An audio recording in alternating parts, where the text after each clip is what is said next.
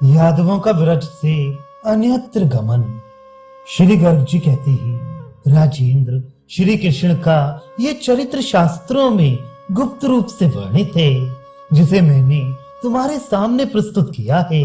अब तुम भगवान के अन्य चरित्रों को विस्तार पूर्वक सुनो। इस प्रकार श्री कृष्ण नंद नगर में 8 दिनों तक रहकर सब लोगों को आनंद प्रदान करते रहे। इसके बाद पुनः उन्होंने वहां से जाने का विचार किया।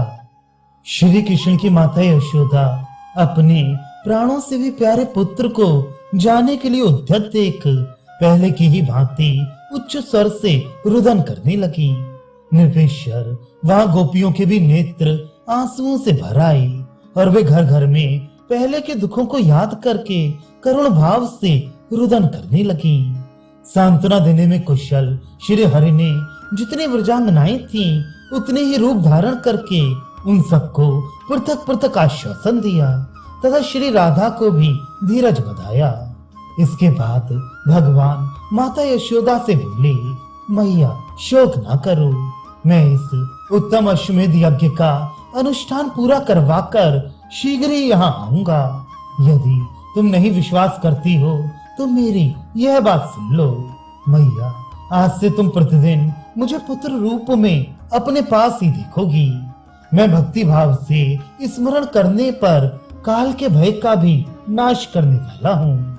इस प्रकार यशोदा जी को आश्वासन देकर नेत्रों में आंसू भरे श्री हरि नंद सदन से बाहर निकले और गोपों के साथ अपने पोते अनिरुद्ध की सेना में गए। नृप श्रेष्ठ अनिरुद्ध की सेना में पहुंचकर साक्षात नारायण श्री हरि ने यादवों को घोड़ा छोड़ने के लिए आज्ञा दी। श्री कृष्ण चंद्र से प्रेरित होकर उनके पौत्र अनिरुद्ध ने यत्न पूर्वक अश्व का पूजन किया और पुनः पूर्ववत विजय यात्रा के लिए उसे छोड़ दिया। अनिरुद्ध आदि सब यादव नेत्रों में आंसू भरे नंद को नमस्कार करके बड़े कष्ट से वहां से जाने के लिए अपने अपने वाहनों पर आरूढ़ हुए। श्री कृष्ण के पुत्र और पौत्र सबके आकार उन्हीं के समान सुंदर थे। श्री कृष्ण के साथ उन सब यादवों को जाने के लिए उद्यत देखकर गोविंद के विरह से व्याकुल हो वे गोपगण वहां फूट फूट कर रोने लगे। पहले के विरह जनित दुखों को याद करके उनके कंठ, होंठ और तालु सूख गए थे।